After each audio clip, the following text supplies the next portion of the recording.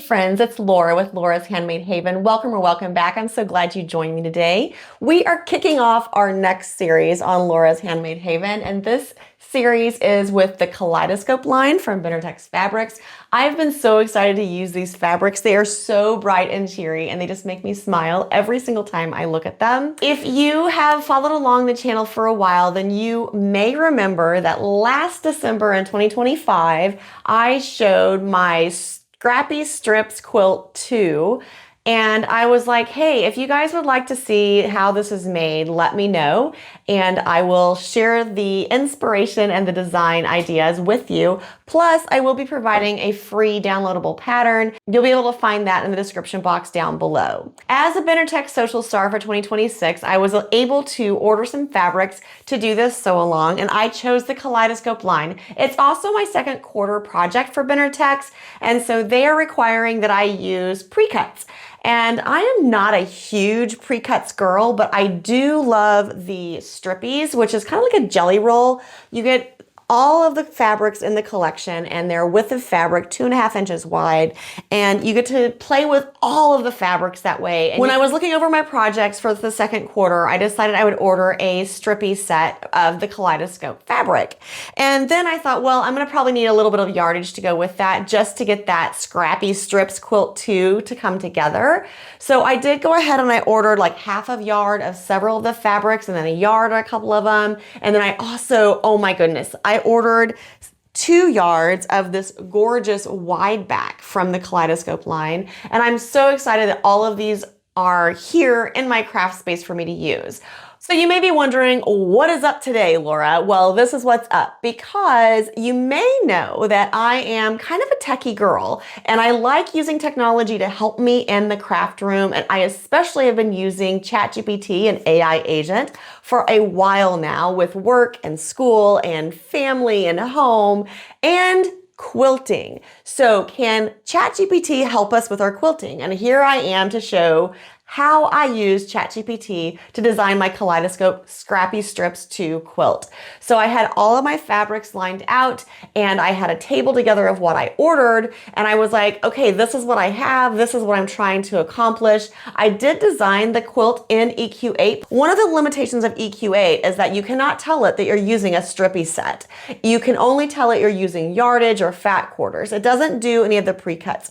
So it doesn't really help when you're designing a quilt that is all about pre-cuts to figure out how many strips you actually need to complete your project.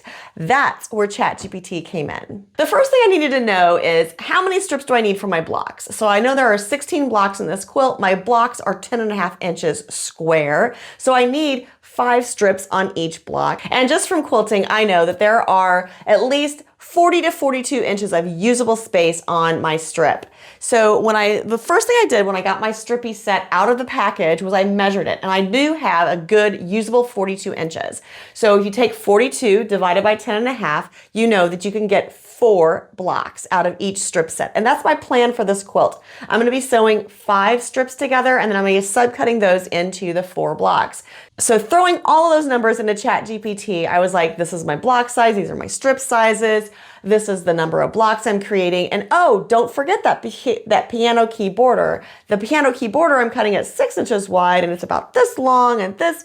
And so I was like, I gave it all of this information that I had in my brain that I would normally just scribble down on a scratch pad and try to figure out and calculate and decide on paper. So it calculated all of this out, and it told me for the blocks themselves, I need 20 strips. The strippy set collection that I have has 40 strips in it, so I'm doing good there. 20 of them go into the blocks. And then I was like, okay, well, what about that piano key border? That's even more math. The borders are 62 inches long, they're 6 inches wide. How many strips do I need for that? And it did all the math for me on that because it knew I had 4 sides to my quilt. And it gave me a total of 19 strips for that. So I know that I'm at 39 strips, so I have 1 strip left. The next thing I did was I asked it, if you can tell me how many strips I need for my blocks and my piano keyboarder, I need your help figuring out yardage on my my sashing, my inner border, and my middle border. So I looked at the sashing and I told it, it's going to be 2.5 inches wide. They're 10.5 inches long. There are 40 of them. how much yardage do I need? And it came back and said, you need 3/4 of a yard. And I was like, oh, that's a problem. I don't have 3/4 of a yard and anything in the Kaleidoscope line that I would want to use for my sashing. But I do have some of the basics line of the white chalk texture.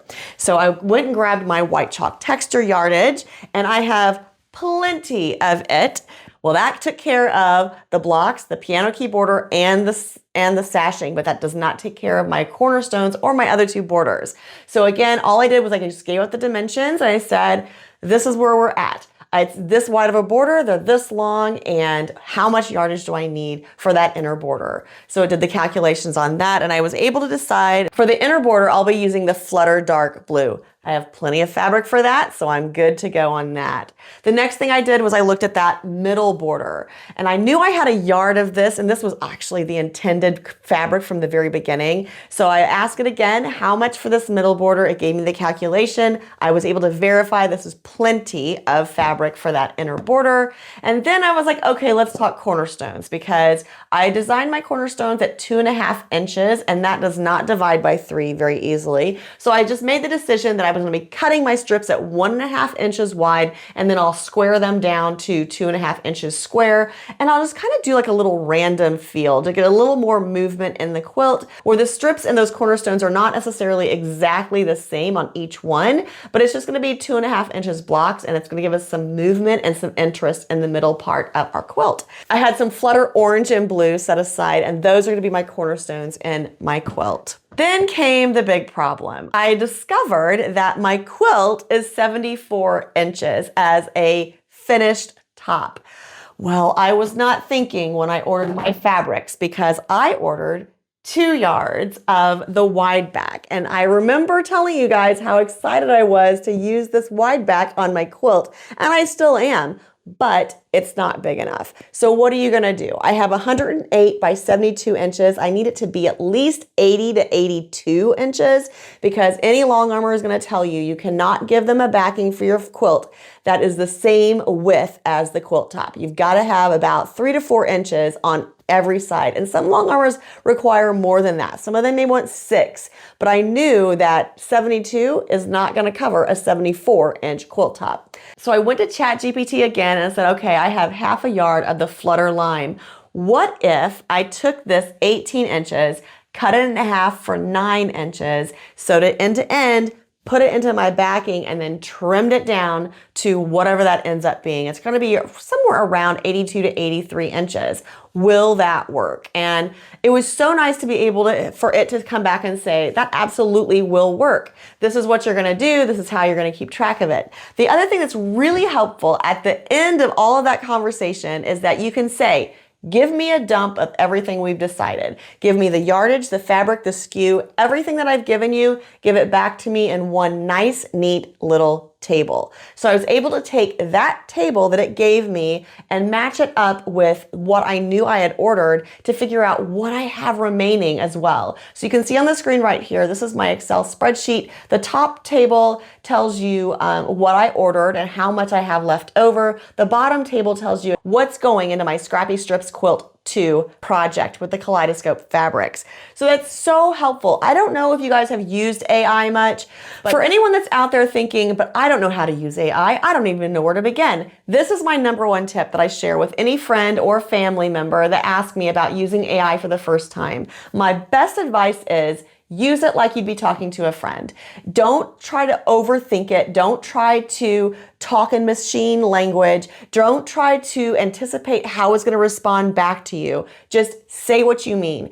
Ask your question the way you want. And the more you do that, the more it's going to learn your style, and your answer is going to be more precise and exactly what you need back from it. So honestly, when I was designing this out, my first brain dump was a lot. I was like, this is what I have. This is what I know about this quilt. This is what I need to do. This is what we need to decide and work on.